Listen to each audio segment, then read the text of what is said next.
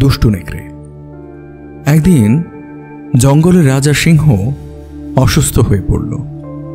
কিছুদিন কেটে গেল, কিন্তু সে সুস্থ হয়ে উঠল না। সে সিদ্ধান্ত নিল সে বনের সব পশু পাখিকে ডাকবে যদি তাদের কেউ তার রোগ সেরে ওঠার ব্যাপারে পরামর্শ দিতে পারে। শুধু শেয়াল ছাড়া সব পশু পাখির সঙ্গে সঙ্গে আসলো। এক একজন এক এক রকম পরামর্শ দিল। পেঁচা পরামর্শ দিল বাদুরের রক্ত দিনে 3 বার পান করো। কাক বলল, ওহ না, মধু, ব্যাঙের জিহ্বা এবং মশার পার মিশ্রণ বেশি ভালো হবে। শুধু নেকড়ে চুপ থাকল। সে গভীর চিন্তায় নিমগ্ন ছিল। সে খেয়াল করল যে শেয়াল আসেনি।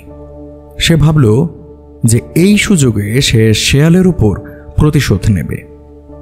সে বলল, মহারাজ, আমি দেখেছি যে আপনি আমাদের কারও পরামর্শে সন্তুষ্ট নন, কিন্তু শেয়াল কোথায়? সাধারণত সে সবচেয়ে ভালো পরামর্শ দেয়, কিন্তু আমি শুনেছি সে আপনার সম্পর্কে খারাপ কথা বলেছিল। এই কথা শোনার সাথে সাথে সিংহ রেগে গেল। সে শেয়ালকে সঙ্গে সঙ্গে তার সামনে নিয়ে আসার জন্য আদেশ দিল। কিছুক্ষণ পরেই শেয়াল উপস্থিত হল।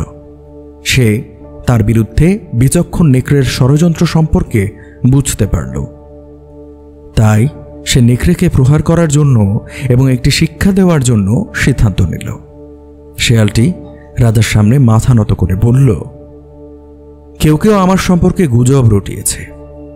আমার আসতে দেরি হয়েছে কারণ আমি বনে লতা পাতা খুঁজতে গিয়েছিলাম যা আপনার রোগ সেরে ওঠার জন্য দরকার। এ কথা শোনার পর সিংহের রাগ উধাও হয়ে গেল এবং সে শেয়ালের কথা মনোযোগ দিয়ে শুনতে লাগল। শেয়াল বলতে লাগল, মহারাজ, আমি লতা পাতাগুলো খুঁজে পেয়েছি, কিন্তু এটি কাজ করবে যদি এটি পানি দিয়ে সিদ্ধ করা হয় এবং সাথে নেকড়ের জিহ্বা মিশিয়ে দেয়া হয়। সিংহ সঙ্গে সঙ্গে আদেশ দিল নেকড়েকে ধরে তার জিহ্বা কাটার জন্য। এভাবে দুষ্টু নেকড়ে তার ছলনার জন্য শাস্তি পেল। উপদেশ: ইট মারলে পাটকেলটি খেতে হয়। খরগোশ এবং তার কান। এক বনে একটি বড় সিংহ বাস করত। তাকে বনের রাজা বলা হতো। একদিন সে যখন বনে গর্জন করছিল, তখন একটি শিংওয়ালা পশু তাকে দারুণভাবে আঘাত করেছিল। এটা সিংহকে ক্ষুব্ধ করেছিল। সিংহ যে পশুটি তাকে আঘাত করেছিল তাকে চিনতে ব্যর্থ হয়, কারণ তখন চারিদিকে অন্ধকার ছিল। সিংহটি ছিল বনের রাজা, তাই সে প্রচণ্ড রেগে গেল। সে সকল শিংওয়ালা পশুকে অল্প সময়ের মধ্যে বন ছেড়ে চলে যাওয়ার আদেশ দিল। হরিণ, ছাগল, মহিষ এবং অন্য সকল শিংওয়ালা পশু বন ত্যাগ করল, এই ভেবে যে যখন বনের রাজা শান্ত হবে তখন তারা আবার বনে আসার অনুমতি পাবে। শুধু শিং ছাড়া পশু বনে থাকতে পেরেছিল। এর মধ্যে একজন সবসময় সিংহের আতঙ্কে থাকত। এটা হচ্ছে খরগোশ। একদিন সে পানির মধ্যে তার ছায়া দেখেছিল। সে দেখেছিল যে তার লম্বা কান আছে। নিজের কান দেখার পর সে নিজে নিজে ভাবল, আমার কান দেখতে সিংহের মতো, আমারও পালিয়ে যেতে হবে, অন্যথায় সিংহ আমাকে অবরুদ্ধ করে রাখবে। সে এ কথা তার বন্ধুদের বলল। তারা তাকে আশ্বস্ত করল এবং বলল, তুমি দেখতে পাচ্ছ তোমার মতো লম্বা কানের পশু অনেক আছে, কিন্তু তারা কোনোভাবেই একে সিংহের সদৃশ্য মনে করছে না। কোনো চিন্তা করো না, কিছুই হবে না। কিন্তু ভীরু খরগোশটি তাদের কথা শুনল না। সে পাতার মতোই কাঁপতে লাগলো। শেষ পর্যন্ত সে নিজের ঘরে লুকালো এবং সিংহের ভয়ে বের হতো না। সে নিজে নিজে ভাবল, সে আমাকে আমার শিং সহ দেখলে আমাকে টুকরো টুকরো করে ছিঁড়ে ফেলবে। একদিন একটি ইঁদুর সেখানে আসলো এবং বলল, আচ্ছা, আমি কখনো ঝাপটানো শিং দেখিনি। তুমি তোমার কানকে সামনে এবং পেছনে নাড়াতে পারো। তুমি সিংহের কাছে যাও, দেখো এবং তাকে সব বুঝিয়ে বলো। সে তোমাকে অবশ্যই বিশ্বাস করবে, আর এটাই তোমার জন্য ভালো। খরগোশটি এসব কথা শুনে একটু সাহস পেল। যদি ইঁদুরটি তাকে এসব সম্পর্কে না বলতো, তবে খরগোশটি তার ঘরেই লুকিয়ে থাকত। সে তার ঘর থেকে বের হলো সিংহকে দেখার জন্য, কিন্তু কিছুদিন পর তার মন আবার ভীতু হয়ে গেল।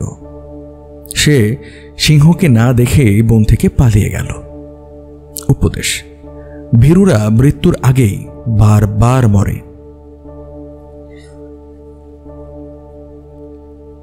ঘোড়া ও গাধা।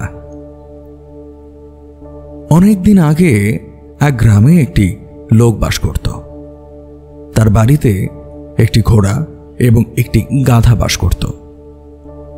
তারা একত্রে খুব কাজ করত। গাধা ও ঘোড়ার ভালো বন্ধু হওয়া উচিত ছিল, কিন্তু তারা তা হয়নি। ঘোড়াটি খুবই অহংকারী ছিল। একদিন লোকটি ঠিক করলো যে শস্য বিক্রির জন্য ঘোড়া ও গাধাকে বাজারে নিয়ে যাবে। তাই সে শস্যগুলো ঘোড়া ও গাধার পিঠে তুলে দিল। লোকটি ভাবল, আমাকে সতর্ক থাকতে হবে যেন ঘোড়ার পিঠে অতিরিক্ত বোঝা না হয়। আমি শুধু 2টি বস্তা তার পিঠে দেব। সে গাধাকে বলল, ওহো, অল্প পরিশ্রমে তুমি কষ্ট পাবে না। এই কথা বলে সে অন্য সব বস্তা ছোট পশুটির পিঠে তুলে দিল। ঘোড়াটি তার হালকা বোঝা বহন করল, কিন্তু বেচারা গাধা তার বোঝাকে খুব ভারী অনুভব করল। সে ঘোড়াকে অনুরোধ করে বলল, দয়া করে আমার কাছ থেকে কিছু বোঝা তুমি নাও। ঘোড়াটি তা নিতে অস্বীকার করল এবং বলল, না, আমি তা করতে পারবো না। যদি আমাদের মালিক চাইতো যে আমি বেশি বহন করি, তাহলে তিনি আমাকে বলতেন। গাধাটি বলল, কিছুক্ষণের মধ্যেই আমি দুর্বল হয়ে পড়ব। 5 মিনিট পর ঘোড়াটি দেখল যে গাধাটি সত্যি দুর্বল হয়ে রাস্তায় পড়ে আছে। লোকটি বলল, এখন তো করার কিছু নেই। আর বেশি কিছু না বলে সে সব বস্তা ঘোড়ার পিঠে স্তূপ করে দিল। কিভাবে আমি এই ভালো গাধাটিকে হারাবো? লোকটি বলল, এবং সে গাধাটিকেও ঘোড়ার পিঠে তুলে দিল। ঘোড়াটি নিজে নিজে ভাবতে লাগলো, গাধা যখন আমার কাছ থেকে সাহায্য চেয়েছিল, তখন সাহায্য করাই আমার জন্য ভালো ছিল। তখন আমাকে এত বোঝা বহন করতে হতো না। উপদেশ: তোমার বন্ধুর কষ্টের অংশীদার হতে চেষ্টা করো।